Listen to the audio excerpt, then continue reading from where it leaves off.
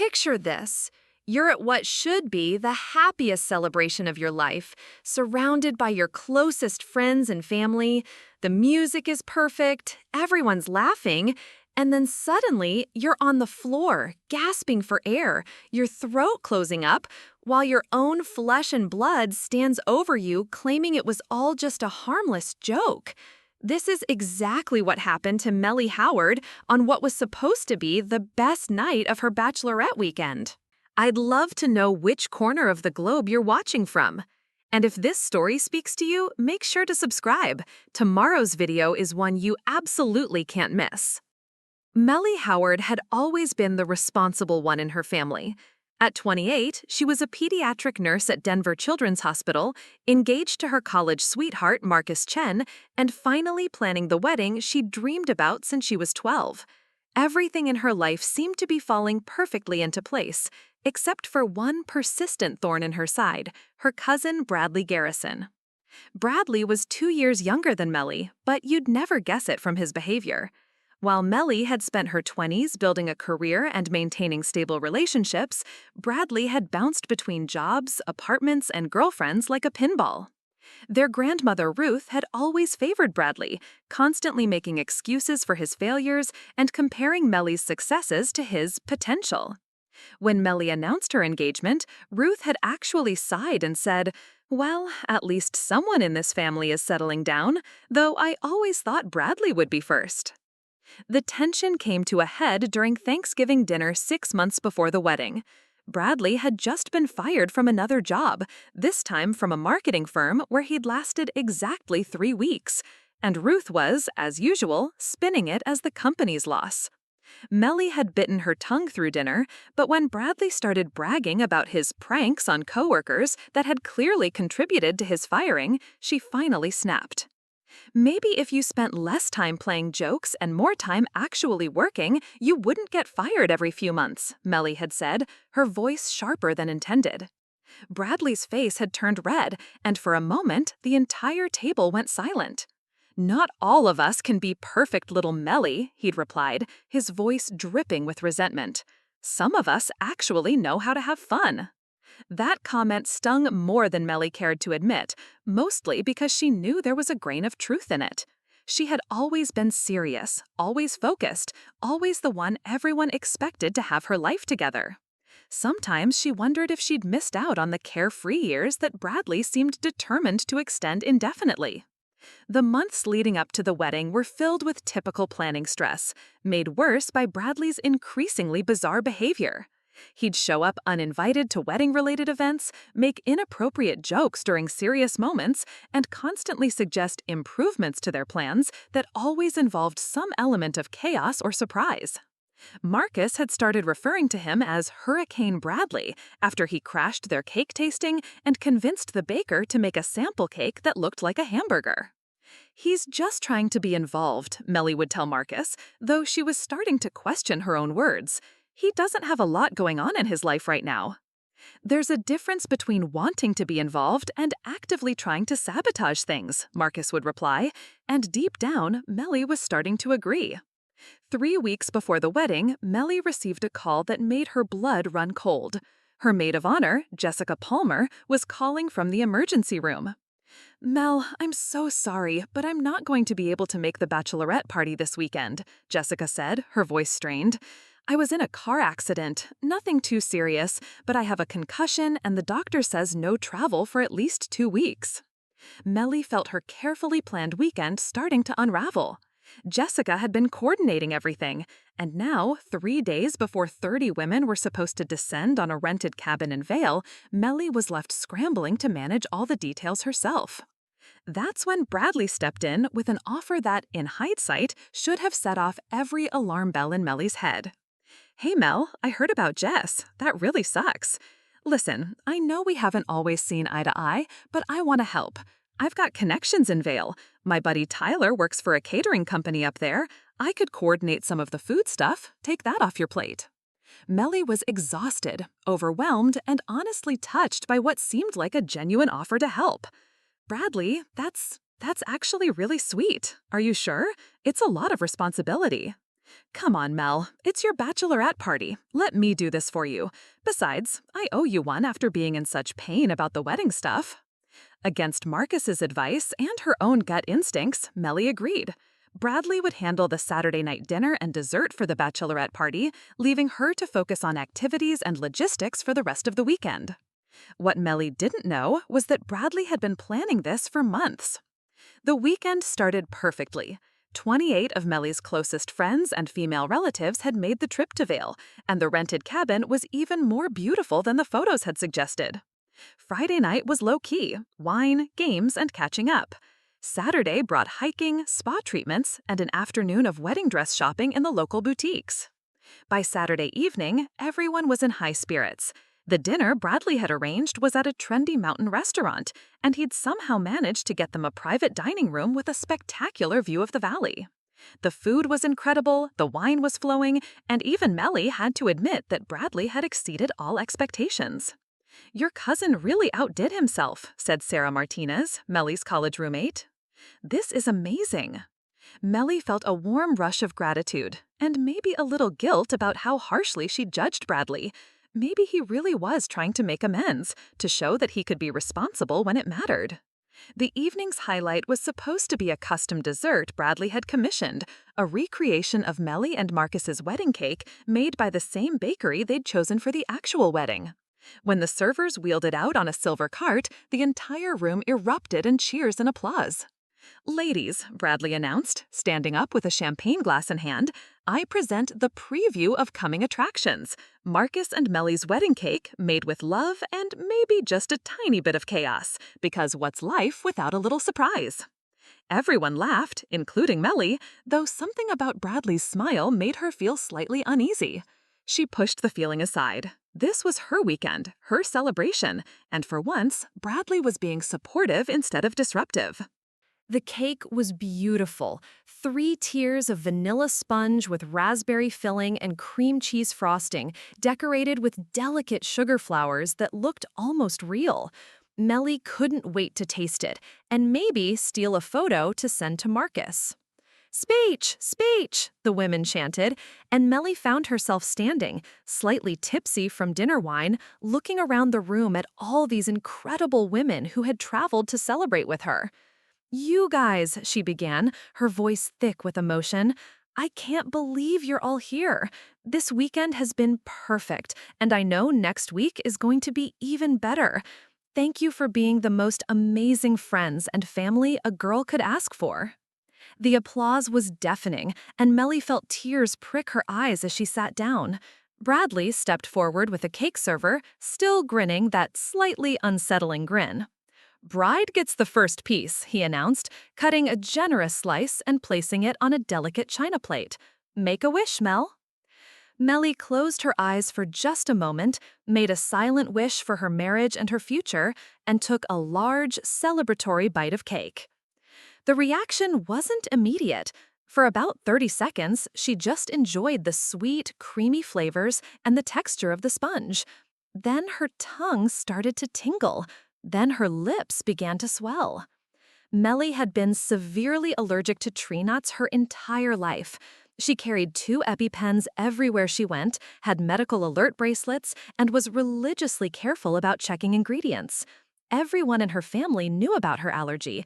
It had been a constant concern at family gatherings for as long as anyone could remember. She knew immediately what was happening, and the realization hit her like a physical blow. Someone had put tree nuts in her cake. The tingling became burning, her throat started to tighten, and panic flooded her system as her body began shutting down. "EpiPen," she managed to gasp, pointing toward her purse. "Now!" The room exploded into chaos. Some women screamed, others jumped into action, and someone, Melly couldn't tell who through her rapidly swelling eyes, was shouting for someone to call 911. Through the haze of anaphylactic shock, Melly saw Bradley standing frozen by the cake, his face pale, but his expression unreadable. For just a moment, their eyes met, and she saw something there that made her blood run cold, even as her airways were closing. He wasn't surprised. He didn't panic like everyone else. He was calculating. As the EpiPen stabbed into her thigh and the emergency medications began to counteract her body's violent reaction, Mellie's last clear thought before the paramedics arrived was a single, devastating realization. Bradley had done this on purpose. A lot of love and effort went into bringing this story to life. If you're enjoying it, we'd be so grateful if you'd subscribe to our channel. Now, back to where we left off. The ambulance rode down the winding mountain roads to Vale Valley Medical Center, passed in a blur of oxygen masks, IV drips, and the steady beeping of monitors. Mellie drifted in and out of consciousness, her body still fighting the effects of the allergic reaction despite the epinephrine. Through the haze, she could hear her cousin Sarah on the phone with Marcus, trying to explain what had happened without causing him to panic completely. "She's stable now," Sarah was saying, her voice tight with stress. "The paramedics got to her quickly. We're almost at the hospital." By the time they reached the emergency room, Mellie's breathing had stabilized, but her face was still swollen and her skin covered in angry red hives. Dr. Rebecca Torres, the attending physician, was a no-nonsense woman in her 50s who immediately took charge of the situation. "Severe anaphylaxis, likely triggered by tree nuts based on the patient's medical history," Dr. Torres explained to the gathered friends who had followed the ambulance to the hospital. "She's going to be fine, but we need to keep her overnight for observation. These reactions can sometimes have a secondary phase hours later." While Mellie was being settled into a hospital room, her friends were processing what had just happened. The beautiful evening had transformed into a nightmare, and everyone was trying to piece together how tree nuts had ended up in a cake that was supposed to be identical to Mellie's wedding cake, a cake specifically designed to be allergen-free. Jessica Palmer, despite her concussion, had driven down from Denver the moment she heard the news. She arrived at the hospital around midnight, still wearing pajamas under her coat, her face pale with worry and something else, suspicion. "This doesn't make sense," Jessica told Sarah and the other bridesmaids who had remained at the hospital. "I was with Mellie when she met with the bakery. They went through every single ingredient. The baker even showed us their allergen-free preparation area. This cake was supposed to be made in the exact same facility with the exact same precautions as their wedding cake." That's when someone mentioned Bradley's involvement in coordinating the dessert. "He said his friend worked for the catering company," recalled Amanda Thompson. "He was so insistent about handling that part of the evening." Jessica felt a chill run down her spine. She'd never liked Bradley, always finding him immature and attention-seeking, but this felt like something much darker. "We need to talk to Mellie as soon as the doctors allow visitors." The next morning, Mellie woke up feeling like she'd been hit by a truck. Her throat was still sore, her face was tender from the swelling, and her arm ached where the IV had been. But her mind was crystal clear, and the memories from the night before came rushing back with painful clarity. Marcus had driven through the night and was asleep in the uncomfortable hospital chair next to her bed. When she stirred, he immediately woke up, his face etched with worry and relief. "Hey," he said, softly, taking her hand. "How are you feeling?" "Like I got poisoned," Mellie replied, and even as she said it, the weight of those words hit her, because that's exactly what had happened. Over the next few hours, as friends and family filtered in and out of her hospital room, Mellie began to piece together a timeline that made her stomach turn. Bradley had volunteered to handle the dessert. Bradley had insisted on using his connections instead of the original catering plan. Bradley had personally coordinated with the bakery, and Bradley was the one to cut and serve her the first piece of cake. "I need to see the cake," Mellie told Jessica when they finally had a moment alone. "Whatever's left of it, we need to have it tested." Jessica nodded grimly. "I already called the restaurant. They've preserved everything from your dinner, including the remaining cake, at the request of the hospital. Dr. Torres said it's standard procedure for potential food poisoning cases." But this wasn't food poisoning, and they all knew it. Marcus was the one who first said what everyone was thinking. "Mellie, I think Bradley did this on purpose." The accusation hung in the air like a toxic cloud. Even though Melly had been harboring the same suspicion, hearing it spoken aloud made it real in a way that was almost unbearable. "But why?" she whispered. "Why would he want to hurt me?" That's when Jessica told her about the conversation she'd overheard at Christmas. "I wasn't eavesdropping on purpose. I was getting another bottle of wine from your kitchen, and Bradley was on the phone in your living room. He was talking to someone about how you always got everything handed to you, how you never had to struggle for anything. He said something about how it would be karma if something happened to knock you down a peg." Melly felt sick. "You think he's been planning this since Christmas?" "I think he's been planning something," Marcus said carefully. "The question is, can we prove it?" The answer came sooner than expected. Dr. Torres entered the room with a folder in her hands and a grave expression on her face. "Melly, I have the preliminary results from the cake analysis," she said. The cake contained significant amounts of almond extract and walnut oil, both tree nut derivatives. But here's the concerning part. These ingredients weren't mixed into the batter, they were injected into specific pieces after baking. The room went silent. Everyone understood the implication immediately. "Someone deliberately contaminated portions of the cake with allergens," Dr. Torres continued. "This wasn't an accident or cross-contamination. This was intentional." Jessica was the first to speak. "Doctor, would this be enough to seriously harm someone with Melly's level of tree nut allergy?" "Without immediate medical intervention, this amount of allergen exposure could absolutely be fatal," Dr. Torres replied. "Whoever did this knew exactly what they were doing." After Dr. Torres left, the room erupted in angry whispers and shocked exclamations. But Melly just lay there, staring at the ceiling, trying to process the fact that her own cousin, someone she'd grown up with, someone she'd defended and made excuses for, had tried to kill her. "We're calling the police," Marcus said firmly. "This is attempted murder." "Wait," Melly said, surprising everyone. "Before we do that, I want to talk to him. I want to hear him try to explain this." Her friends protested, but Melly was adamant. She needed to look Bradley in the eye and hear him try to justify what he'd done. She needed to understand how someone she'd known her entire life could hate her enough to want her dead. The confrontation was arranged for that afternoon. Bradley arrived at the hospital with their grandmother, Ruth, both of them looking appropriately concerned and sympathetic. Ruth immediately rushed to Melly's bedside, fussing over her and expressing horror at what had happened.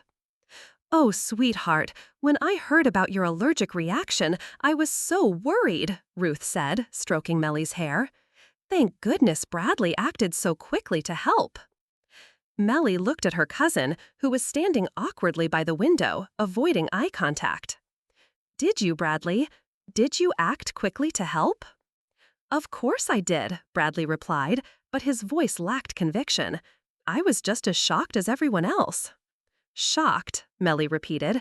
"That's interesting, because according to the hospital, someone deliberately injected tree nut oils into specific pieces of that cake, someone who knew exactly which piece I would be served." The color drained from Bradley's face, and Ruth looked confused. "What are you saying, Melly?" "I'm saying that Bradley tried to kill me." The accusation hung in the air like a bomb that had just exploded. Ruth gasped and looked between her two grandchildren, clearly struggling to process what she'd just heard. Bradley's facade finally cracked. "You can't prove anything," he said, his voice defensive and angry. "It could have been anyone at the restaurant." "Except that you personally coordinated with the bakery," Marcus interjected. "Except that you insisted on cutting and serving the cake yourself. Except that you specifically made sure Melly got the first piece." "This is insane," Bradley said, but sweat was beading on his forehead. "Why would I want to hurt Melly? She's family." "That's what I'd like to know," Melly replied, her voice steady despite the pain and betrayal she felt. "Why, Bradley? What did I ever do to you that made you hate me enough to want me dead?" For a moment, Bradley looked like he might continue denying everything, But then something shifted in his expression. Maybe it was guilt, maybe it was relief at finally being caught, or maybe it was just the same reckless impulse that had driven him to this point in the first place. "You really want to know?" he said. "You want to know why?" Ruth was crying now, still not fully comprehending what was happening. "Bradley, what are you saying?" "I'm saying that Bradley tried to kill me." The accusation hung in the air like a bomb that had just exploded. Ruth gasped and looked between her two grandchildren, clearly struggling to process what she'd just heard. Bradley's facade finally cracked. "You can't prove anything," he said, his voice defensive and angry. "It could have been anyone at the restaurant." "Except that you personally coordinated with the bakery," Marcus interjected. "Except that you insisted on cutting and serving the cake yourself. Except that you specifically made sure Melly got the first piece." "This is insane," Bradley said, but sweat was beading on his forehead. "Why would I want to hurt Melly? She's family." "That's what I'd like to know," Melly replied, her voice steady despite the pain and betrayal she felt. "Why, Bradley? What did I ever do to you that made you hate me enough to want me dead?" For a moment, Bradley looked like he might continue denying everything. But then something shifted in his expression. Maybe it was guilt, maybe it was relief at finally being caught, or maybe it was just the same reckless impulse that had driven him to this point in the first place. "You really want to know?" he said. "You want to know why?" Ruth was crying now, still not fully comprehending what was happening. "Bradley, what are you saying?" "I'm saying that perfect little Melly has had everything handed to her on a silver platter her entire life, and I'm sick of it. Good grades, good job, perfect fiancé, everyone's favorite grandchild. Do you know what it's like living in your shadow?" The confession came pouring out. Years of resentment, jealousy, and perceived slights that had festered into something toxic and dangerous. Bradley had convinced himself that Melly's success had somehow stolen opportunities from him, that her achievements were the reason for his failures. "It was supposed to be just enough to make you sick," he said. "Just enough to ruin your perfect little party. I didn't know it would be that bad." But even as he said it, everyone in the room knew he was lying. The amount of allergens, the method of injection, the calculated way he'd ensured she got the contaminated piece, this wasn't a prank gone wrong. This was attempted murder, and now they all knew it. The silence that followed Bradley's confession was deafening. Ruth sat in her chair, tears streaming down her face, looking between her two grandchildren as if she couldn't comprehend how her family had reached this point. Marcus had his phone out, already dialing 911, while Jessica stood guard by the door as if Bradley might try to flee. "You need to leave," Melly said quietly, her voice hoarse but firm. "Get out of my room." Bradley seemed to realize the gravity of what he'd just admitted. His face went from flushed with anger to pale with panic as the reality of his situation hit him. "Mel, wait, I didn't mean, get out." The shout tore at Melly's already damaged throat, but the force of her rage was unmistakable.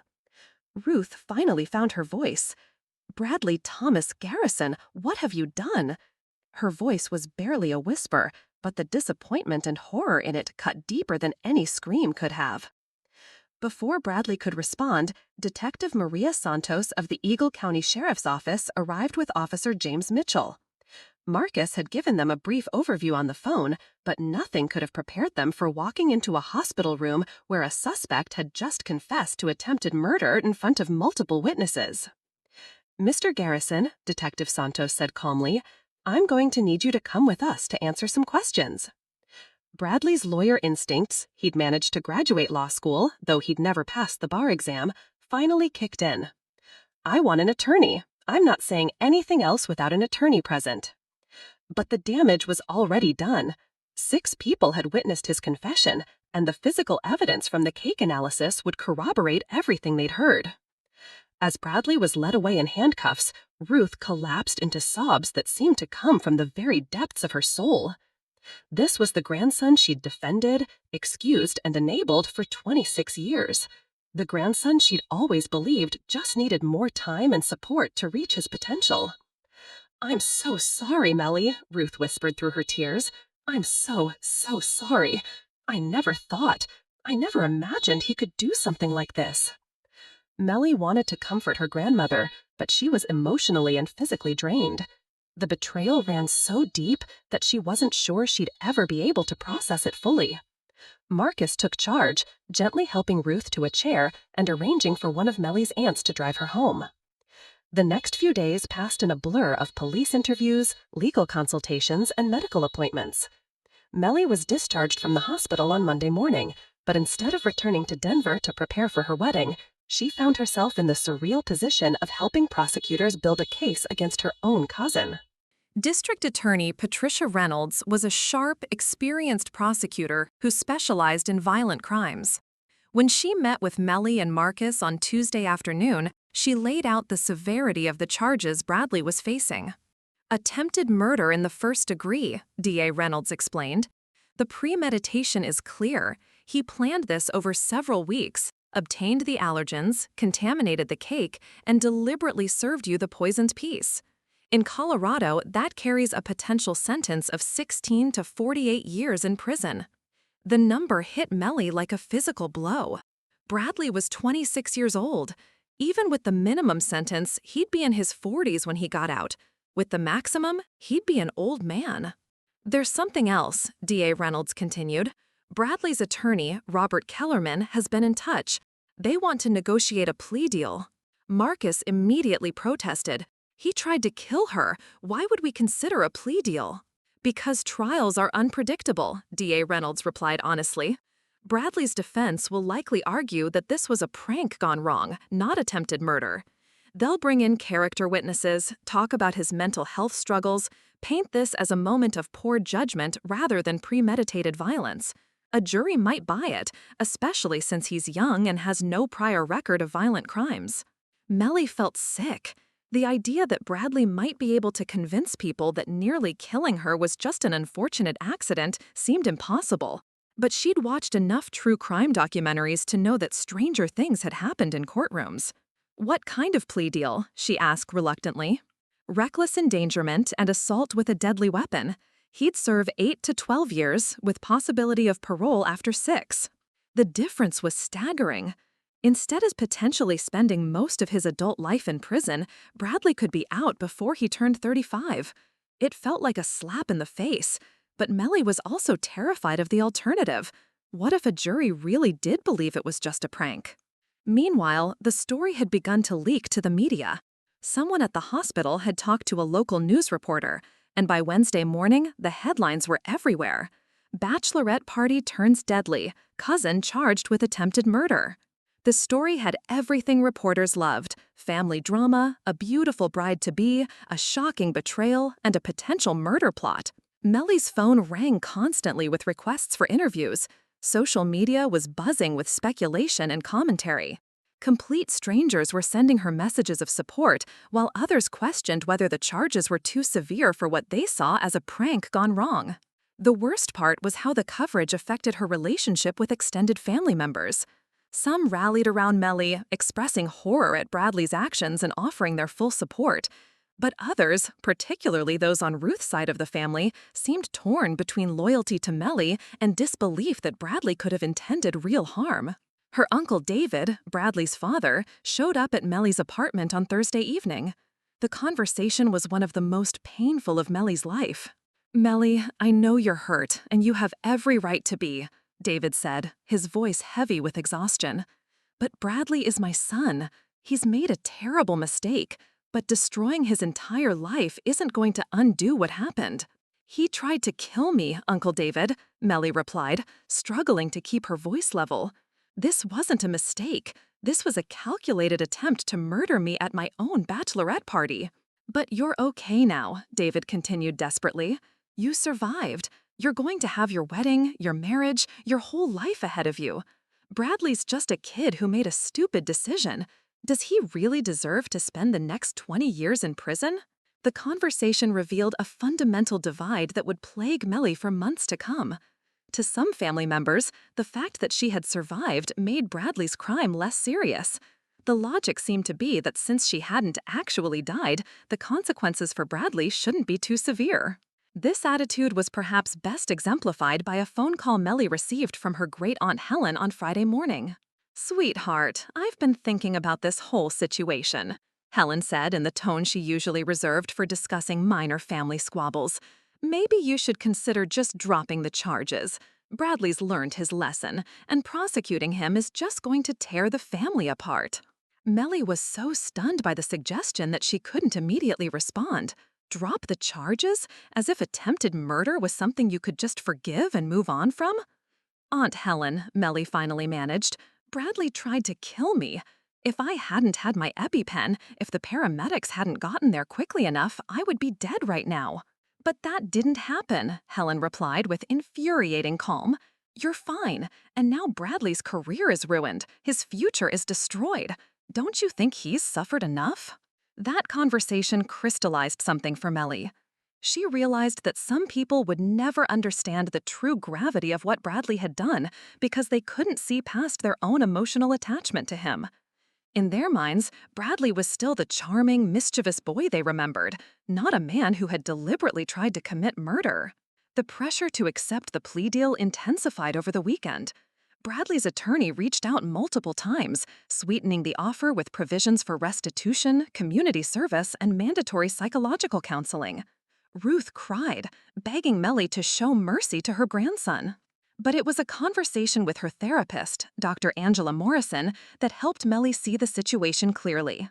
"You're not responsible for Bradley's consequences," Dr. Morrison said during an emergency session on Saturday afternoon.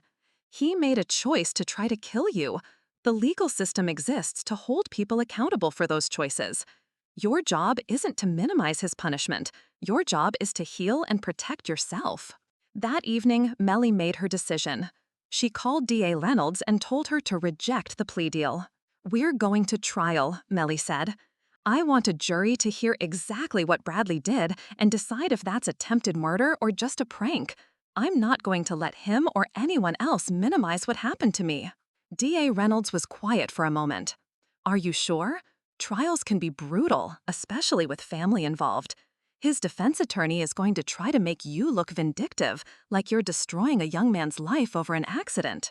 "Let them try," Melly replied. "What Bradley did to me wasn't an accident, and I'm not going to pretend it was just to make things easier for everyone else." The decision to go to trial would prove to be just the beginning of Melly's fight for justice.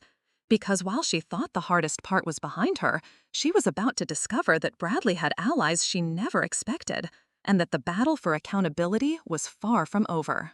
3 months later, Melly Howard walked into the Eagle County Courthouse for the first day of People versus Bradley Thomas Garrison. The media circus outside was unlike anything she'd ever experienced. Reporters shouting questions, cameras flashing, and protesters holding signs that ranged from "Justice for Melly" to "Free Bradley Garrison." The case had become a lightning rod for debates about family loyalty, mental health, and the justice system. Melly's wedding had been postponed indefinitely. While Marcus had offered to go ahead with a small ceremony, Melly couldn't bring herself to celebrate while facing the prospect of testifying against her cousin in a murder trial. The dress hung in her closet like a ghost of the life she'd planned to have. Defense attorney Robert Kellerman had assembled a formidable team, including jury consultant Dr. Patricia Wells and mental health expert Dr. Stephen Reynolds. Their strategy became clear during opening statements: paint Bradley as a troubled young man who'd made a terrible mistake, not a cold-blooded would-be killer. "Ladies and gentlemen of the jury," Kellerman began, his voice warm and sympathetic, "this case is about a young man who made an incredibly poor decision that spiraled far beyond anything he ever intended. Bradley Garrison isn't a murderer. He's a struggling individual who played a prank that went horribly, tragically wrong." Kellerman's opening painted a picture of Bradley as the victim of family pressure, societal expectations, and his own mental health struggles. He spoke of anxiety, depression, and a desperate need for attention that had clouded Bradley's judgment. "The prosecution wants you to believe that Bradley Garrison carefully plotted to kill his cousin, but the evidence will show you something very different: a series of impulsive decisions made by someone who never fully understood the consequences of his actions. D.A. Reynolds' opening was starkly different. She methodically laid out the timeline of Bradley's planning, his research into tree nut allergies, and his calculated execution of what she called a murder plot disguised as party planning. The defendant didn't just know about Melly Howard's allergy, he weaponized it, Reynolds told the jury.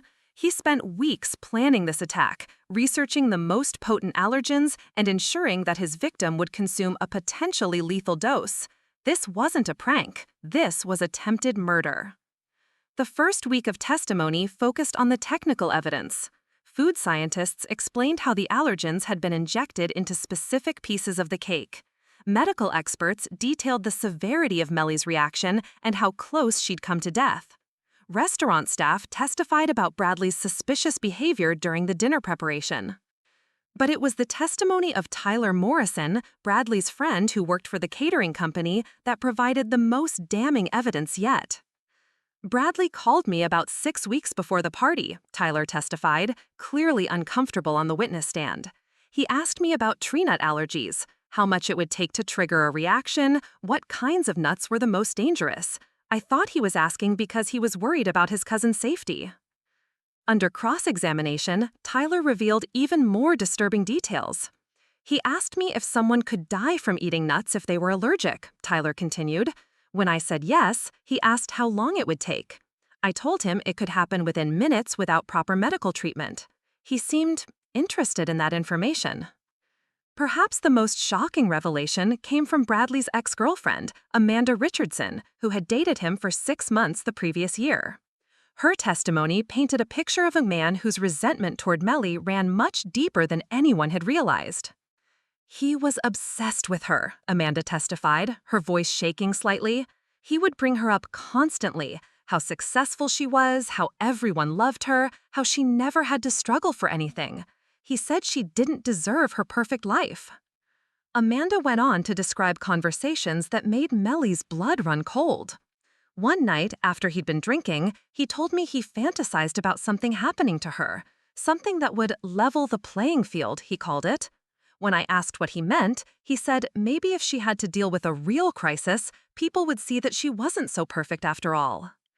The defense team fought hard to discredit Amanda's testimony, suggesting she was a bitter ex-girlfriend with an axe to grind, but her account was corroborated by text messages Bradley had sent to other friends, messages the prosecution had obtained through a warrant for his phone records. One text, sent to his college roommate just 2 weeks before the bachelorette party, read, "Can't wait for Mel's big weekend. Bet it won't go exactly as planned." Another, sent to a different friend the day before the party, was even more chilling. "Tomorrow night, Princess Melly gets a reality check. Some surprises are better than others." When Dr. Sarah Chen, the allergist who had treated Melly since childhood, took the stand, her testimony was devastating to the defense's argument that Bradley didn't understand the severity of tree nut allergies. Bradley Garrison was present at several family gatherings where Melly experienced allergic reactions, Dr. Chen testified. He witnessed her using an EpiPen at his grandmother's birthday party 3 years ago. He saw firsthand how serious these reactions could be. Under questioning from D.A. Reynolds, Dr. Chen explained that Bradley had even asked her detailed questions about Melly's allergy during that same birthday party. He wanted to know what would happen if she didn't have her EpiPen or if medical help was delayed, I recalled. I remember being surprised by the specificity of his questions, but I answered them because I thought he was concerned about being able to help her in an emergency. The prosecution's case seemed airtight, but the defense had their own surprises. Dr. Stephen Reynolds, a forensic psychiatrist, testified about Bradley's mental state, describing him as suffering from severe depression, anxiety, and what he termed pathological sibling rivalry syndrome. Mr. Garrison exhibits classic signs of someone who has lived in the shadow of a more successful family member, Dr. Reynolds explained to the jury. This can create a distorted sense of reality where the individual feels that their own failures are directly caused by the other person's success. Dr. Reynolds painted Bradley as mentally ill rather than malicious, arguing that his actions were the result of psychological dysfunction rather than murderous intent.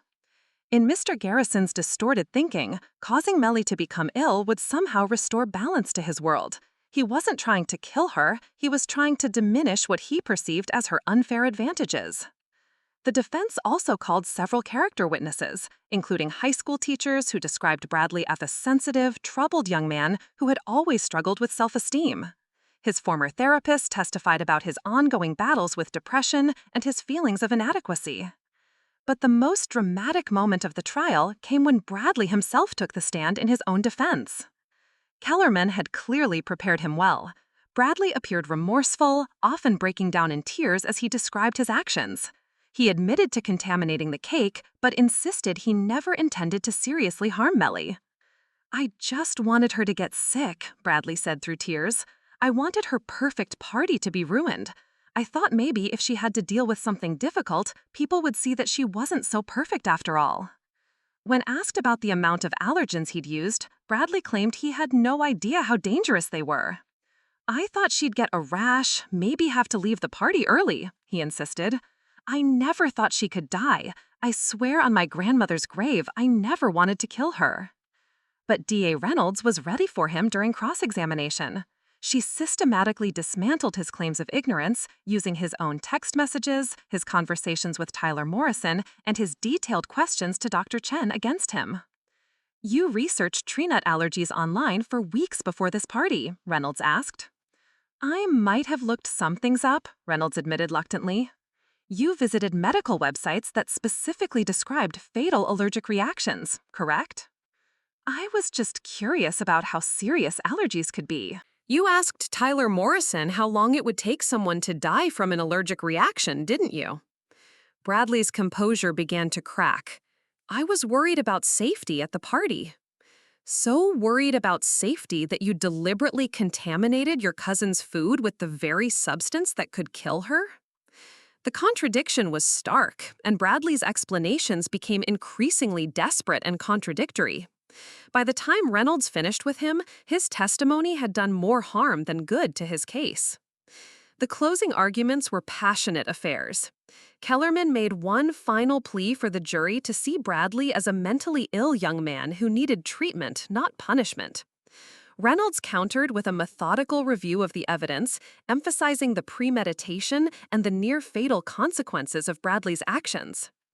"This defendant wants you to believe that attempted murder becomes less serious if the perpetrator claims they didn't mean to succeed," Reynolds told the jury. "But intent to kill is proven by actions, not words. And Bradley Garrison's actions show clearly that he intended to kill Melly Howard." After 3 days of deliberation, the jury returned with their verdict. As the foreman stood to read the decision, Melly felt her heart pounding so hard she thought it might burst from her chest. "On the charge of attempted murder in the first degree, we find the defendant guilty." The courthouse erupted the moment the guilty verdict was read. Melly felt Marcus's hand squeeze hers as relief, vindication, and exhaustion washed over her simultaneously. Behind them, she could hear Bradley's supporters, including his father David and several cousins, crying and cursing under their breath. The division that had started months earlier was now a permanent fracture running through the heart of their family. Bradley himself sat motionless at the defense table, his face pale and blank. The confident young man who had taken the stand just days earlier seemed to have disappeared, replaced by someone who finally understood that his actions had consequences he couldn't charm or manipulate his way out of. Judge Margaret Foster scheduled the sentencing hearing for 3 weeks later, giving both sides time to prepare their arguments for what Bradley's punishment should be. Under Colorado law, attempted murder in the first degree carries a sentence of 16 to 48 years in prison, with the possibility of parole after serving 75% of the minimum sentence. Outside the courthouse, the media frenzy was intense. Reporters shouted questions as Melly and Marcus tried to make their way to their car, flanked by security guards the DA's office had arranged. The questions ranged from the reasonable to the ridiculous. How do you feel about the verdict? Will you ever forgive your cousin? Do you think 48 years is too harsh for a family member? That last question stung. Even now, with a jury having confirmed that Bradley had indeed tried to murder her, some people still seem to think family relationships should somehow mitigate attempted murder. The 3 weeks between the verdict and sentencing were among the most emotionally draining of Mellie's life. She had to write a victim impact statement describing how Bradley's actions had affected every aspect of her existence. But more challenging than reliving her trauma was dealing with the family members who seemed to blame her for Bradley's conviction. The most painful confrontation came from an unexpected source, her own mother, Linda Howard. "I know what Bradley did was wrong," Linda said during a tense phone conversation 2 days after the verdict. "But he's going to spend the rest of his life in prison, Mellie. His life is over. Don't you think that's enough?" Mellie couldn't believe what she was hearing. "Mom, he tried to kill me. If I hadn't had my EpiPen—" "But you did have it," Linda interrupted. "You're fine. You're alive. Bradley made a mistake, but does he really deserve to have his entire future destroyed?" The conversation revealed something Mellie had been trying not to acknowledge. Even her own mother seemed more concerned about Bradley's future than about the fact that her daughter had nearly been murdered. "I can't believe you're taking his side," Mellie said, her voice breaking. "I'm not taking sides," Linda replied, but her tone suggested otherwise. "I'm just thinking about the family. This trial has torn everyone apart. Maybe it's time to focus on healing instead of revenge." Revenge. The word hit Mellie like a slap. Seeking justice for attempted murder was now being characterized as revenge by her own mother? The calls and messages from family members didn't stop. Some were supportive, expressing relief that Bradley would be held accountable for his actions. But others ranged from disappointed to openly hostile. Her cousin Jennifer left a voicemail that was particularly harsh. "I hope you're happy now, Mellie. You've destroyed Bradley's life over an accident. This family will never be the same, and it's your fault." Meanwhile, Bradley's defense team was working overtime to present mitigating factors for sentencing. They brought in more mental health experts, character witnesses, and even a prison rehabilitation specialist who testified about Bradley's potential for reform. Dr. Rebecca Martinez, a psychiatrist who had evaluated Bradley, painted him as a deeply troubled individual whose actions were the result of untreated mental illness rather than inherent evil. Mr. Garrison exhibits significant signs of borderline personality disorder, severe depression, and what we term pathological envy, Dr. Martinez explained to Judge Foster. With proper treatment and medication, he could potentially become a productive member of society. The defense also presented letters from former teachers, childhood friends, and even some distant relatives, all describing Bradley as someone who had struggled with mental health issues from a young age. They painted a picture of a young man who had been failed by the mental health system and deserved a chance at rehabilitation rather than pure punishment. But the prosecution had their own ammunition for the sentencing hearing. DA Reynolds had uncovered additional evidence that hadn't been presented during the trial, evidence that painted an even darker picture of Bradley's mindset. Computer forensic experts had recovered Bradley's deleted browser history, revealing months of research into not just tree nut allergies, but also methods of poisoning, famous murder cases involving family members, and even searches for how to get away with murder. Most disturbing was a series of journal entries found on Bradley's laptop, entries that had been hidden in a password-protected folder labeled Personal Thoughts. March 15th, DA Reynolds read aloud in court. "Watched Mellie get another promotion today, posted about it on Facebook like she always does. Everyone commented about how proud they are, how she deserves it. What about what I deserve? When is it my turn to be the golden child?" The entries became progressively darker and more specific. April 2nd, had dinner at Grandma's. Mellie mentioned her wedding planning. Even Grandma seems more excited about her stupid wedding than she ever was about any of my accomplishments. Maybe it's time Mellie learned that life isn't always perfect. But the most chilling entry was dated just 1 week before the bachelorette party. May 10th. Researched tree nut allergies extensively today. Amazing how something so small can be so powerful. Almonds, walnuts, cashews, any of them could change everything. Mellie's always been so careful, so prepared, but what happens when the danger comes from someone she trusts? Judge Foster's expression grew increasingly grave as she read each entry. The defense's argument that Bradley hadn't truly intended harm became harder to maintain when faced with his own written words describing his research and planning. During the sentencing hearing, Mellie finally had her chance to address Bradley directly. She had spent weeks writing and rewriting her victim impact statement, trying to find words that could convey the magnitude of what he had stolen from her. Bradley, she began, looking directly at her cousin for the first time since the trial began, you didn't just try to kill my body that night, you killed my ability to trust, my sense of safety, my faith in family. You took someone who loved you and tried to turn that love into a weapon. Her voice remained steady as she continued. You've sat in this courtroom for weeks talking about your mental health, your struggles, your need for help, but you've never once apologized to me. You've never once acknowledged that what you did was evil, not just misguided. Bradley kept his eyes fixed on the table in front of him, refusing to meet her gaze. The worst part isn't that you tried to kill me, Mellie continued. The worst part is that you wanted to do it at a moment when I was surrounded by people who loved me, celebrating one of the happiest times of my life. You wanted to turn my joy into horror, and you almost succeeded. When Mellie finished, there wasn't a dry eye in the courtroom, except for Bradley's. Judge Foster's sentencing decision was swift and decisive. 32 years in prison, with the possibility of parole after 24 years. It was closer to the maximum than the minimum, reflecting the premeditated nature of the crime and Bradley's apparent lack of remorse.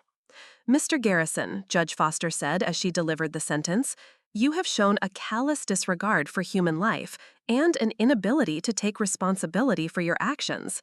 This court has considered your mental health issues, your age, and your lack of prior criminal history. However, the deliberate and calculated nature of your crime, combined with your continued refusal to accept full responsibility, requires a sentence that reflects the gravity of attempted murder. Bradley finally looked up as the sentence was read, his face a mask of shock and disbelief. At 26 years old, he would be 50 when he became eligible for parole, if he was granted parole at all. As the bailiffs led Bradley away in shackles, he turned back toward the gallery where his family sat. For just a moment, his composure cracked completely, and he called out desperately, "Dad, Dad, please help me." David Garrison was crying openly, reaching toward his son as if he could somehow bridge the distance between them. But there was nothing he could do. The legal system had spoken, and Bradley would spend the next quarter-century paying for his attempt to murder his cousin. Walking out of the courthouse for the final time, Mellie felt a complex mixture of emotions. Relief that justice had been served, sadness for the family relationships that would never be repaired, and a strange kind of emptiness now that the legal battle was finally over. The media was waiting, as always, but this time Mellie was ready for them. She had prepared a brief statement with the help of the victim's advocate assigned to her case. Today, justice was served, she said simply. Bradley Garrison will spend the next 3 decades in prison because he chose to try to murder someone who loved him. I hope that other families will learn from our tragedy and take threats and concerning behavior seriously before they escalate to violence. As she and Marcus walked away from the courthouse for the last time, Mellie realized that while the legal chapter of this nightmare was closing, the personal healing would take much longer. Some family relationships might never recover. Some trust might never be rebuilt. But for the first time in almost a year, Mellie Howard felt safe. 6 months after Bradley's sentencing, Mellie Howard stood in her kitchen making breakfast for Marcus, something that would have seemed impossibly normal just a year earlier. They had finally set a new wedding date, October 15th, exactly 18 months after the original date that Bradley had tried to ensure she'd never see. The intervening months had been a journey of healing that was far more complicated than Mellie had anticipated. While the legal victory had provided closure, it hadn't magically restored her sense of safety or repaired the fractured relationships within her family. The most painful loss was her relationship with her grandmother, Ruth. The woman who helped raise Mellie, who had taught her to bake cookies and braided her hair for school pictures, could barely look at her anymore. Ruth blamed Melly for Bradley's imprisonment, convinced that a more forgiving response could have saved her grandson's future. "She keeps sending me these passive-aggressive greeting cards," Melly told Dr. Morrison during one of their weekly therapy sessions. "Birthday cards with messages about forgiveness being divine and family healing through mercy, as if I'm the one who needs to ask for forgiveness." Dr. Morrison nodded thoughtfully. "How does receiving those cards make you feel?" "Anger," Melly admitted, "and guilty, which makes me even angrier. I know I shouldn't feel guilty for protecting myself, but when your own grandmother acts like you've betrayed the family?" The guilt was perhaps the most unexpected part of her healing journey. Despite everything, the attempted murder, the trial, the overwhelming evidence of Bradley's planning, Melly sometimes found herself wondering if she had been too harsh. The voices of family members suggesting she should have shown mercy had gotten into her head more than she cared to admit. This internal conflict was complicated by news that reached her through family channels. Bradley was apparently thriving in prison. He had enrolled in college courses, joined a therapy group, and was working in the prison library. According to his father, David, who visited him regularly, Bradley had finally found himself and was becoming the person he should have been all along. "Sometimes I wonder if prison is actually helping him more than being free ever did," Melly confessed to Marcus one evening as they walked through the park near their apartment. "And then I feel guilty for wondering that, like I'm supposed to be happy that he tried to kill me because it led to his personal growth." Marcus stopped walking and turned to face her. "Mel, you're not responsible for Bradley's rehabilitation. You're not responsible for his mental health, his personal growth, or his relationship with his family. The only thing you're responsible for is your own healing." That conversation marked a turning point for Melly. She realized she had been carrying the burden of everyone else's emotions about Bradley's situation, trying to be responsible for her mother's disappointment, Ruth's grief, and David's pain. But their feelings about Bradley's consequences weren't her responsibility to manage. The process of rebuilding trust was gradual and often frustrating. Melly found herself checking restaurant ingredients obsessively, even when dining with close friends. She had panic attacks in grocery stores when she saw nut products. Family gatherings, the few she still attended, were minefields of anxiety where she scrutinized every dish and declined anything she hadn't prepared herself. Marcus bore the brunt of these changes with remarkable patience, but Melly could see the toll it was taking on their relationship. He had become hyperprotective, screening her calls, monitoring her social media mentions, and researching restaurants before they went anywhere. Their spontaneous, carefree relationship had been replaced by careful planning and constant vigilance. "I miss who we used to be," Melly admitted to him one night after she'd had a panic attack at his company Christmas party when someone mentioned they'd brought homemade cookies. "I miss it too," Marcus replied honestly. "But we're not the same people we were before this happened. We can't go back to who we were. We can only figure out who we're going to be now." That conversation led them to couples therapy with Dr. Patricia Williams, who specialized in trauma recovery. Dr. Williams helped them understand that their relationship was grieving too, grieving the loss of innocence, the loss of safety, and the loss of the future they had planned before Bradley's attack. Trauma doesn't just affect the direct victim, Dr. Williams explained during one session. It affects everyone in the victim's support system. Marcus, you're dealing with secondary trauma from watching someone you love almost die and then go through the ordeal of prosecution. The therapy sessions weren't easy, but they helped Melly and Marcus develop new ways of communicating about her anxiety and his protective instincts. They learned to distinguish between reasonable precautions and trauma-driven hypervigilance. One of the most challenging aspects of moving forward was deciding how much contact to maintain with extended family. Some relatives had firmly chosen sides, either supporting Melly completely or defending Bradley's actions as a mental health crisis rather than attempted murder. Others tried to maintain neutrality, which often felt like another form of invalidation. The breaking point came during Easter dinner at her Aunt Sarah's house. Melly had agreed to attend, hoping to maintain some family connections, but the tension was palpable from the moment she walked in. "It's so nice to have family together again," Sarah had said pointedly when Melly arrived. "Of course, it would be even nicer if our whole family could be here."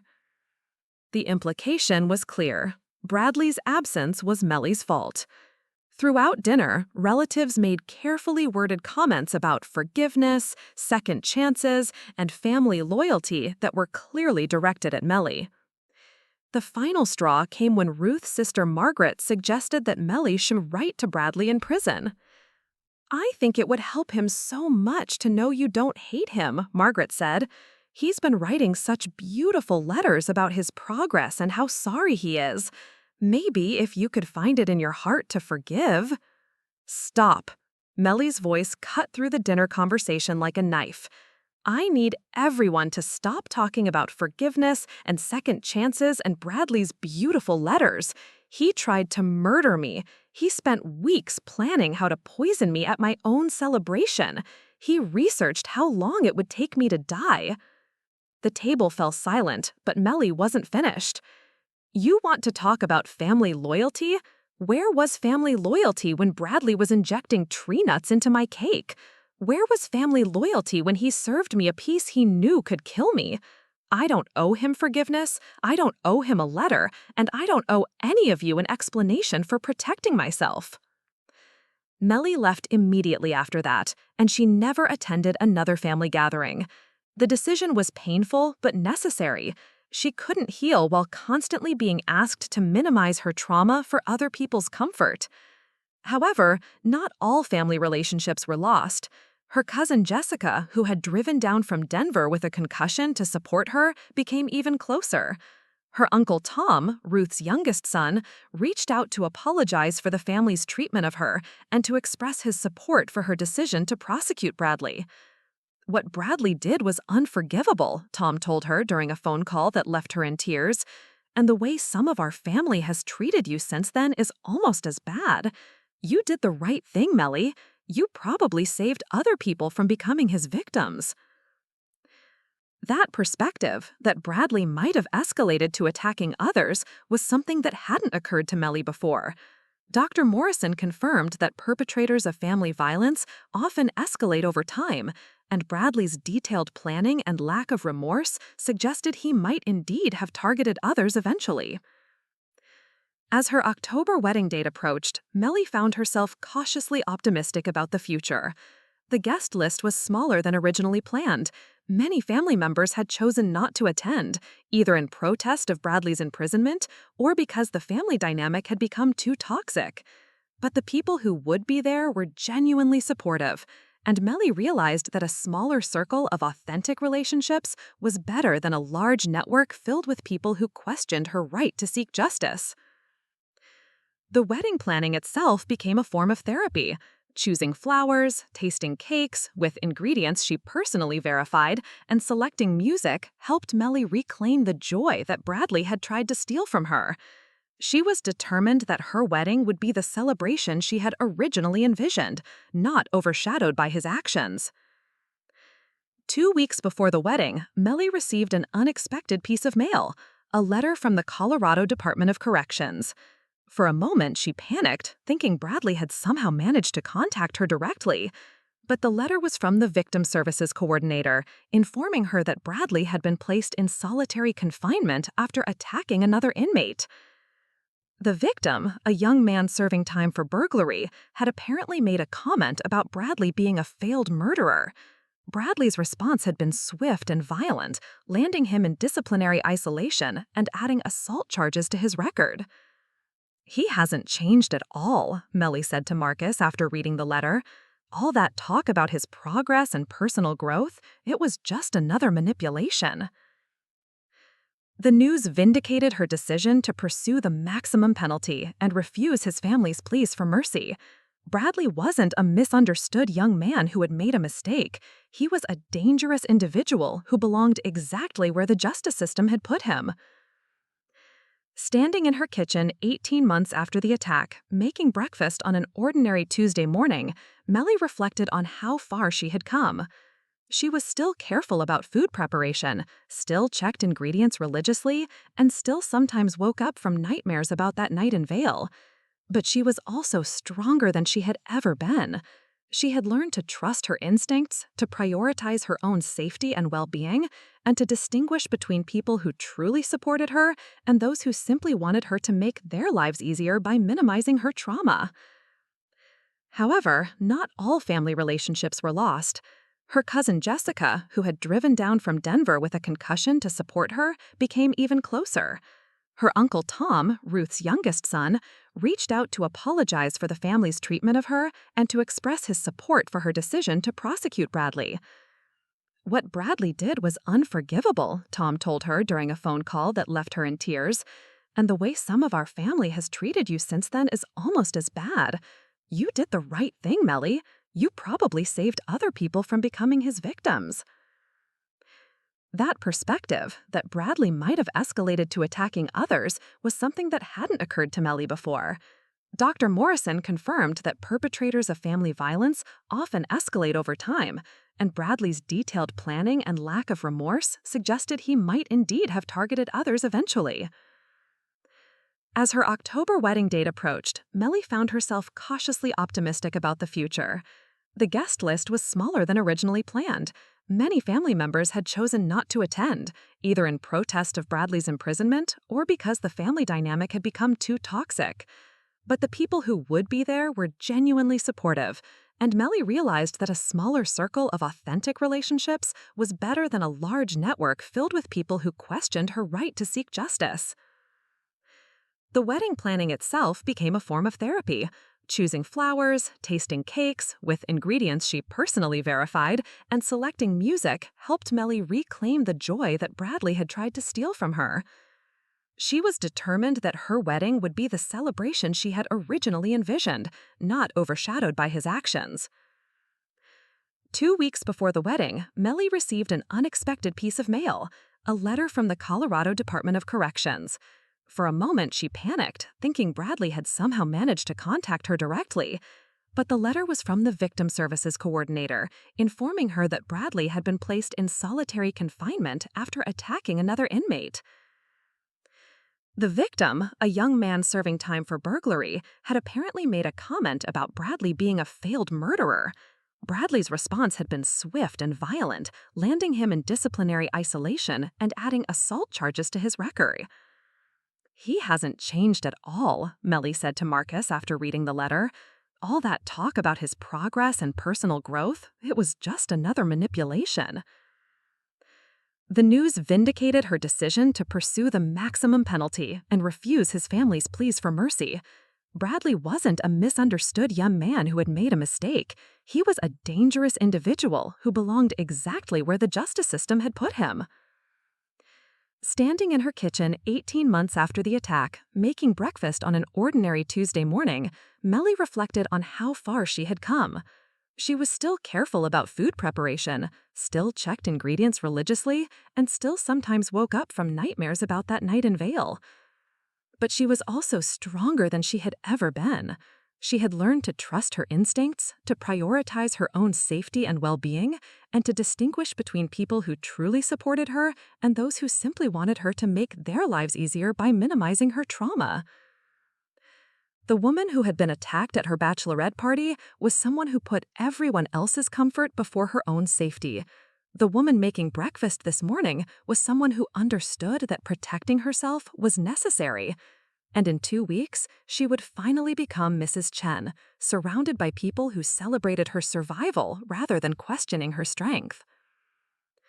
October 15th dawned crisp and clear in Denver, with golden autumn leaves creating the perfect backdrop for what Melly Howard had once thought might never happen, her wedding day. As she sat in the bridal suite at the historic Ellich Gardens Manor, surrounded by the women who had truly stood by her through the darkest period of her life, she felt a peace she hadn't experienced in nearly 2 years. The guest list told a story of transformation. Where there had once been 200 invited guests, only 85 remained. But every single person attending was someone who had supported her decision. This is his third violent incident in 18 months, Janet had explained. The parole board will definitely take this pattern into account when he becomes eligible in 2047. It's highly unlikely he'll be released on his first attempt. The news had initially upset Melly. Not because she felt sorry for Bradley, but because it confirmed what she'd suspected all along. His courtroom tears and promises of rehabilitation had been just another performance. The real Bradley Garrison was exactly who she'd seen that night in Vale, someone who became violent when he didn't get his way. I don't want to talk about him today, Melly said firmly, meeting Sarah's eyes in the mirror. Today is about celebrating the fact that I'm alive, that Marcus and I made it through hell together, and that we're starting the life that Bradley tried to steal from us. The women around her nodded, understanding. Dr. Morrison had helped Melly realize that part of moving forward meant choosing when and how to engage with the topic of Bradley's crimes. She didn't owe anyone updates about his prison behavior, and she certainly didn't owe him space in her thoughts on her wedding day. As Melly stood to put on her wedding dress, a different one than she'd originally chosen because the first had too many memories attached, she reflected on how profoundly she'd changed since that terrible night in the mountains. The woman who had been attacked at her bachelorette party had been a people pleaser who put everyone else's comfort before her own safety. She had made excuses for Bradley's behavior, ignored red flags, and prioritized family harmony over her own instincts. That woman had nearly died because she trusted someone she shouldn't have trusted. The woman looking back at her from the mirror was someone entirely different. She had learned to trust her gut, to set boundaries, and to understand that some relationships were too toxic to maintain, even with family members. She had discovered reserves of strength she never knew she possessed, and had fought for justice even when it meant standing alone against people she loved. The transformation hadn't been without cost. Her relationship with her mother remained strained, with Linda Howard attending the wedding, but their conversation limited to polite pleasantries. Ruth had declined to attend altogether, sending a card that read simply, "Wishing you happiness." The message felt hollow, especially knowing that Ruth continued to visit Bradley in prison every month while refusing to acknowledge the magnitude of what he'd done to Melly. But for every relationship that had been damaged or lost, others had been strengthened. Marcus had proven himself to be exactly the partner Melly needed, someone who supported her through the trauma without trying to rush her healing, who understood that recovery wasn't linear, and who had worked just as hard in therapy to process his own secondary trauma. Her friendship with Jessica had deepened beyond anything she'd imagined possible. Jessica had become more than a maid of honor. She was the sister Melly had chosen, someone who understood the full scope of what Bradley had taken and celebrated every milestone in Melly's recovery. New relationships had formed as well. Dr. Morrison had become not just a therapist, but a mentor who had taught Melly that healing was an active choice made daily, not a destination to reach. The victim's advocate, Patricia Rodriguez, had become a friend who understood the unique challenges of surviving family violence. Most surprisingly, Melly had connected with other survivors of family violence through a support group Dr. Morrison had recommended.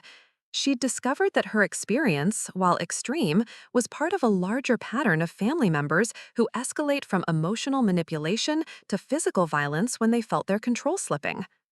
"You're not responsible for preventing Bradley from hurting others," Dr. Morrison had told her during one of their sessions, "but by prosecuting him and speaking openly about what happened, you may have prevented other family members from minimizing warning signs in their own relationships."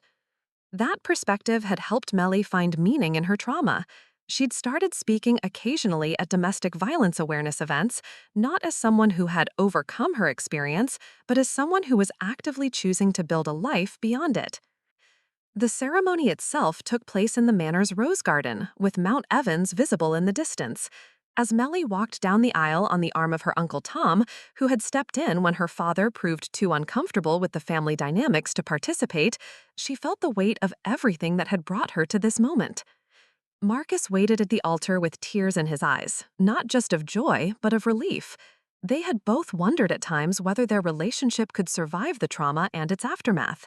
The legal proceedings, the family conflicts, the therapy sessions, and the gradual rebuilding of trust had tested them in ways they never could have imagined. When they exchanged vows, both Melly and Marcus had written their own, and neither had shown them to the other in advance. "Marcus," Melly began, her voice steady despite her emotions, 18 months ago, someone tried to destroy our future before it even began. They thought they could steal our joy, our trust, and our love. But standing here today, I know that they failed completely. She paused, looking out at the faces of the people who had supported them through the darkest time of their lives. You stood by me when I was broken, when I was angry, when I was scared, and when I doubted everything, including myself. You never asked me to heal faster or forgive more easily or be the person I was before. You loved the person I became through this experience, even when I didn't know who that person was yet.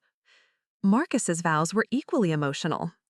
Melly, watching you fight for justice while refusing to let hatred consume you has been the most inspiring thing I've ever witnessed. You showed me what real strength looks like, not the absence of fear, but courage in the face of it. You are the bravest person I know, and I promise to spend our marriage making sure you never doubt your worth or your right to safety and happiness. The reception was intimate but joyful, held in the Manor's ballroom with dinner and dancing that lasted well into the night. The cake, made by a different bakery than originally planned, with ingredients Melly had personally verified, was everything she'd dreamed of. Vanilla sponge with raspberry filling and cream cheese frosting, decorated with real flowers instead of sugar replicas. When it came time to cut the cake, a moment that could have been triggering given her history, Melly felt only joy. She and Marcus fed each other small bites while their guests cheered, and for the first time in almost 2 years, Melly ate cake without fear. During the father-daughter dance, which became an uncle-niece dance with Tom, Melly caught sight of herself in the ballroom's mirrors. She looked radiant, but more than that, she looked strong.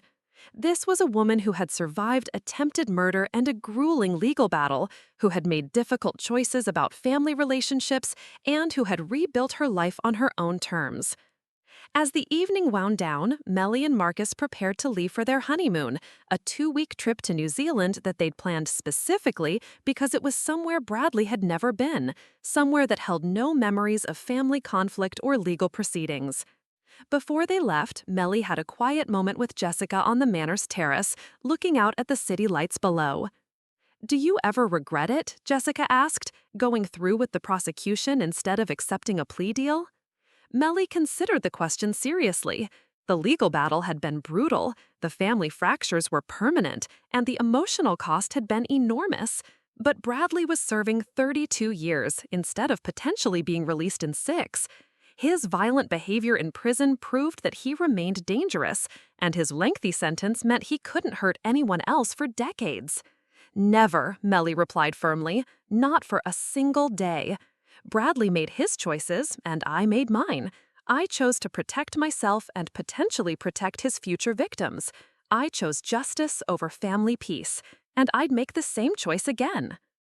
As she and Marcus drove away from the reception, heading toward their new life together, Melly thought about the woman she'd been 2 years earlier, naive, trusting, and willing to excuse dangerous behavior for the sake of family harmony. That woman was gone, replaced by someone harder but wiser, someone who understood that some people will exploit kindness as weakness, and that protecting yourself isn't selfish, it's necessary. The last update Melly received about Bradley came 6 months after her wedding. He had been denied early access to educational programs due to his behavioral record and would likely serve close to his full sentence. He would be 62 years old when he was released, assuming he was released at all. But that information felt like news from another lifetime. Melly Howard Chen was building a future based on trust, love, and the hard-won knowledge that she deserved both safety and happiness. Bradley Garrison had tried to poison her celebration of life. Instead, he had only made her stronger. Looking for more? We've got 2 amazing stories ready for you right on screen. If this one touched you, these are absolutely worth your time. Click to watch them now. And hey, subscribe and hit that bell to never miss our latest uploads.